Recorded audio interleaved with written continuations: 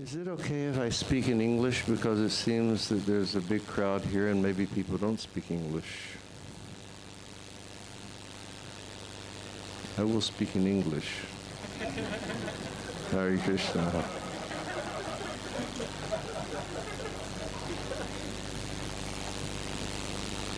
We'll read a little something, then we'll have more kirtan.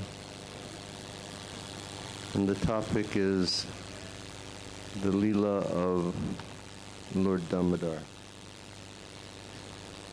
And this is after Damodar has been bound up by his mother.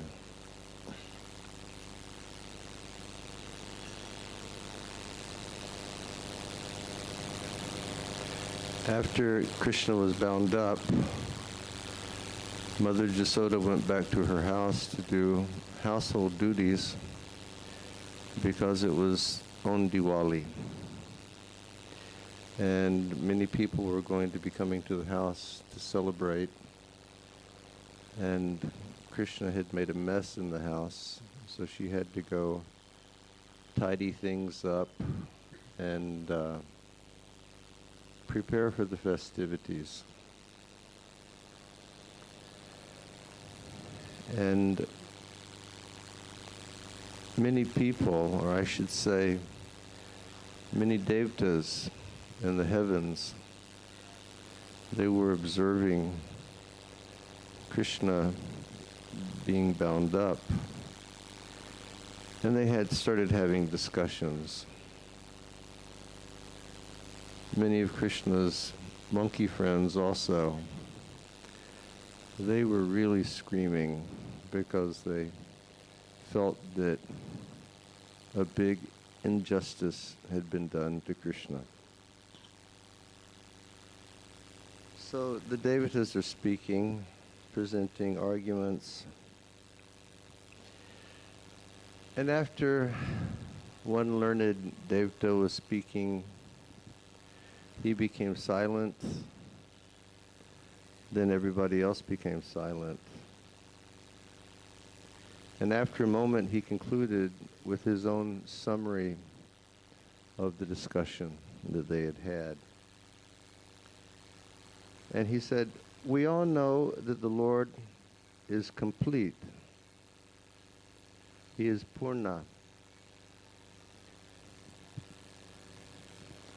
But he can only be so if he is not just independent, but he also must be dependent. Otherwise, how is he complete? Indeed, his dependence is shown by his desiring to be, and by his being, he is dependent on others." So when the devatas said that, the other devatas looked up and they said, "But who are those others that Krishna is dependent upon?" And they said, "Because it certainly doesn't seem that he is dependent on us." And then that wise devata, he responded by saying, "Krishna is dependent on his devotees." And then the congregation of the devatas, they looked up and they said, "But are we not devotees?" And then the wise devata, he responded by saying, "Well, we are devotees, but the Lord is dependent on his pure devotee. Alone controls Krishna, and those who have prema, they alone are the overlords of Krishna." And then he looked at all the other demigods who were there, and he said, "Do you have prema?" And when he asked that question, "Do you have prema?" there was a silence. And that silence gave the answer to the question. No, we don't have prema. And then the senior demigod, another senior demigod continued. And he said that our Lord is bound by the ropes of his devotees' love is his supreme ornament. It is not a defect. Love is the essence of the Lord's spiritual chit potency, and as such, it gives him the greatest pleasure. For like us, he is always seeking pleasure. Raso vai sa. And that is a real characteristic of Krishna. That's our characteristic also. We're always looking for something that's going to make us happy. We're looking for pleasure at every step of life. But we're looking for that because that's the nature of Krishna also. He's always looking to be happy. He's always looking for pleasure and joy and love in his life. This dependence on his loving servant is called Bhakta Anugraha, his mercy on devotees. One very shining devta added, if the Lord was not merciful, then his heart would not be soft.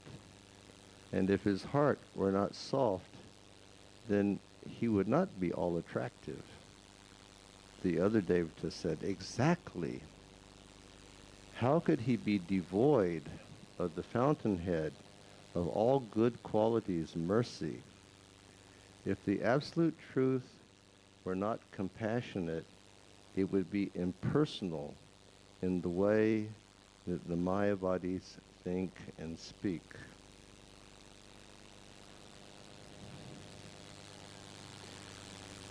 It's confirmed that it is through his mercy in the form of dependence on his devotees that the Lord assumes his opulent powers and his divine qualities.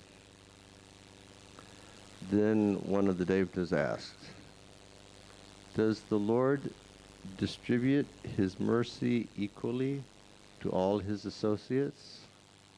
And the answer came, not as far as I know. And then another devta said, correct.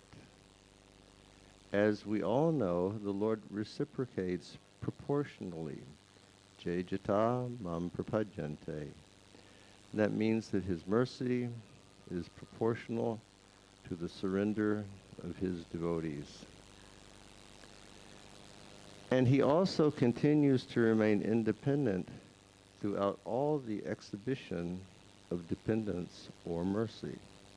Oh yes, the Lord's omnipotence is not compromised.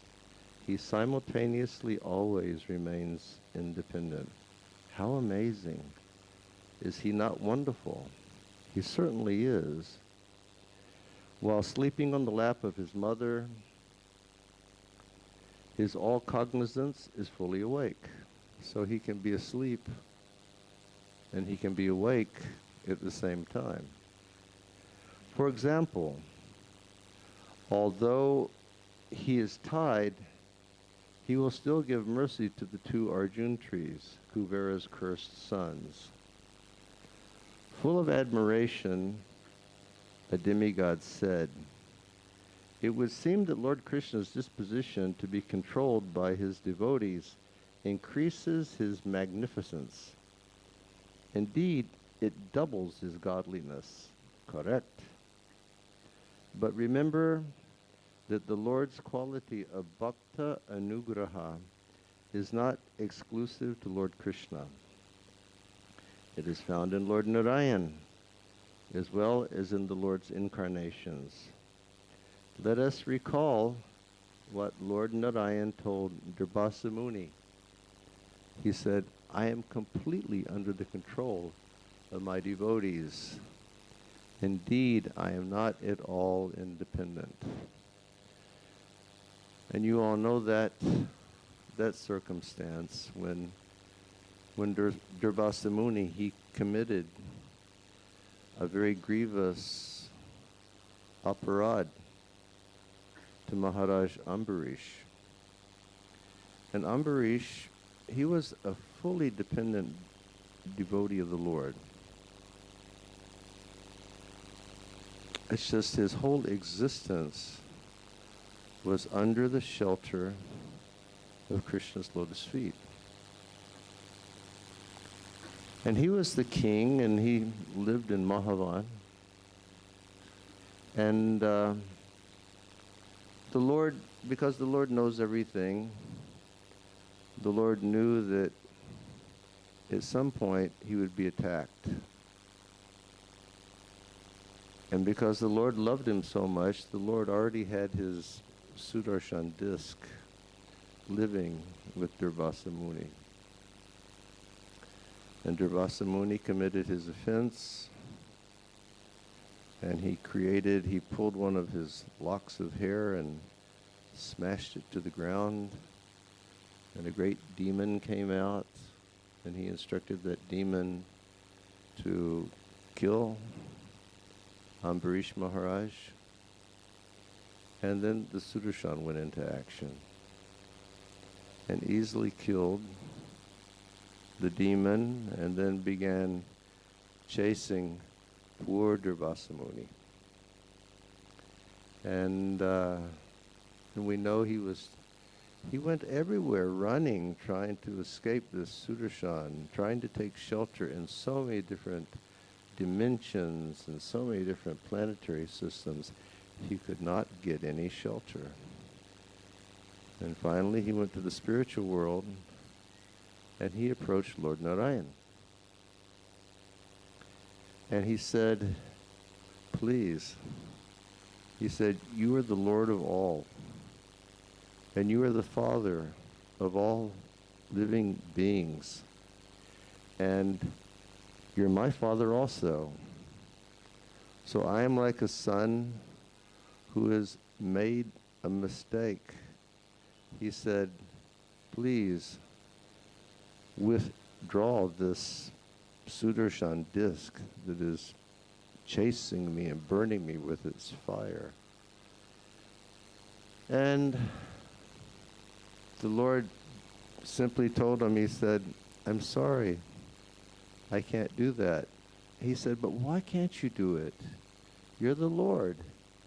You're fully independent. And he said, no. He said, you're misunderstanding. I'm not fully independent. He said, well, if you're not fully independent, what are you dependent upon? And he said, I am dependent upon the love of my devotees.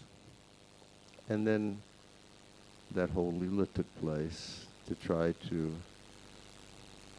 help Durvasa Muni understand the greatness of the Vaishnava and the power of the Vaishnava's love and the relationship between the Vaishnava and the Lord. So he said, no, I am dependent on my devotees' love. Moreover, when the Lord places himself under a devotee's control, he is not enacting a drama. His dependence on his well-wishers is his all-encompassing reality, a dependence that he experiences through and through. And as a result of that, he becomes afraid. He becomes hungry.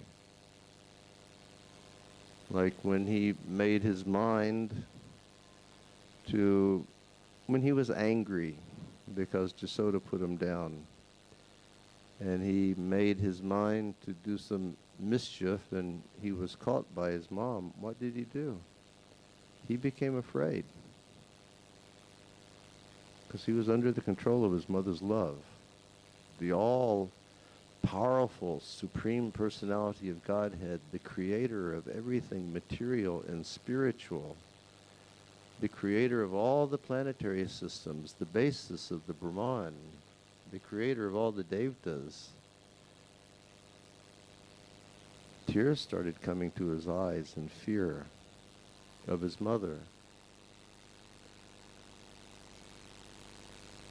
As a result, he becomes afraid, he becomes hungry. Yes, if a devotee threatens him, he must be afraid. And if a devotee wants to feed him, he must be hungry. This is bewildering to me. And the wise Devata looked up and said, it's bewildering to all of us. The demigods looked a little towards Krishna when he was bound up over there on the mortar with some appreciation. How wonderful he is. Bound to the mortar, Krishna had still found ways to play with his friends who were pure devotees wanting to play with him as a child. And so he was just doing that. And as Krishna relished his play, the sound of his childish laughter reached to the heavens. Krishna appreciated the demigods' praise, and he wanted them to give recognition to his mother. His displaying this Damodar Leela was possible only by her grace.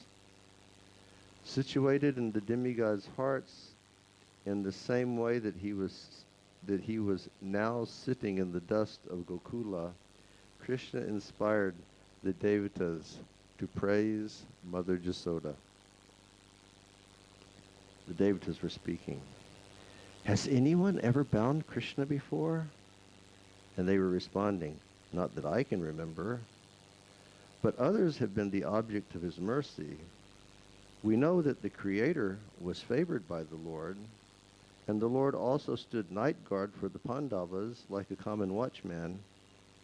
But that is different, because the loving devotion of Braja's queen far outshines that of Maharaj Yudhisthira and that of Lord Brahma, because she was able to do something that no one else had ever done before, or will ever do in the future.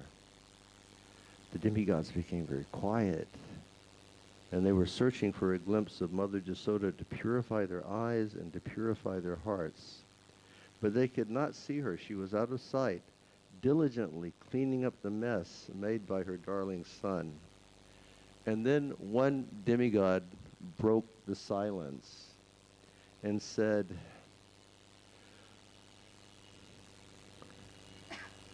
what we have seen this exalted gopi achieve is her exclusive prerogative.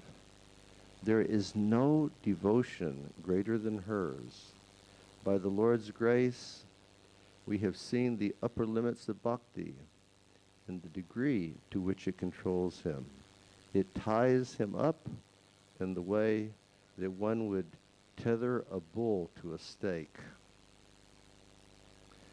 Becoming very awed by Mother Jasoda's good fortune and by the privilege of witnessing her devotion, the demigods offered prostrated obeisances in the direction of her palace. By so doing, they hoped to receive her blessings. Seeing the respect given to his mother, Krishna was pleased. And then Krishna thought, I have appeared here in Braja to let the world know how I am enslaved by the love of a pure devotee. I want everyone to know how devotees' prema awakens in me divine characteristics that bewilder even the most learned scholars. I am the eternal desire tree that fulfills everyone's cravings, but without the comforting touch of my mother, I am incomplete.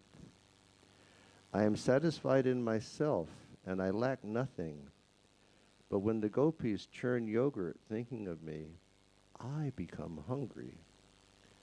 I am the personification of transcendental goodness, but if my friends taunt me, I become angry. I am the proprietor of all things, but to enjoy the special relish of eating other people's butter, I will steal. Fear personified fears the slightest movement of my eyebrows, but when my mother raises a stick, I am afraid. Although I cannot be contained within the mind of accomplished yogis, my mother can catch me. I am the condensed form of transcendental bliss, but when my mother neglects me, I am unhappy. And although I am all-pervading, without beginning or end, still my mother has managed to tie me to this mortar. These contradictory characteristics arise when my divinity is confronted with and submits to the love of my devotees. When the demigods see these paradoxes, they become bewildered or sometimes forget that I am their Lord. Indeed, the influence of loving devotion is so powerful that I myself forget my divinity and think that I am simply the object of my devotees' love. Thus, I become a plaything in their hands, and I really love it. Okay. Damodar Lila Ki Jai. Okay. Can we sing that?